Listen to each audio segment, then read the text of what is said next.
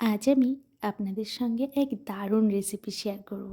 বেগুন লইট্টা। বেগুন লইট্টা করার জন্য প্রথমেই লাগবে লইট্টা মাছ, সঙ্গে বেগুন লাগবে লম্বা লম্বা, কিছু ধনেপাতা কুচি, সঙ্গে একটা মশলা লাগবে পেঁয়াজ, রসুন, আদা, টমেটো ও শুকনো লঙ্কা ভালো করে মিহি করে পেস্ট করে নিতে হবে।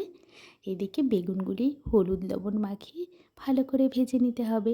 আর ওই কড়াইতে যে তেল থাকবে তার মধ্যে কিছু পরিমাণ তেল দিয়ে একটু কালো জিরা ফোড়ন দিতে হবে, নেড়ে চেড়ে দিয়ে দিতে হবে পেস্ট করা মশলাটা। এটাকে 2-3 মিনিট ভালো করে কষাতে হবে, কারণ মশলা যত কষানো হবে তত খাবারের স্বাদ বাড়বে।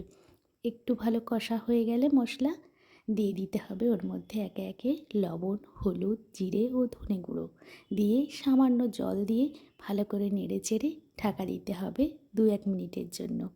ভালো করে মশলা থেকে তেল ছেড়ে আসলে দিয়ে দিতে হবে লোটে মাছ।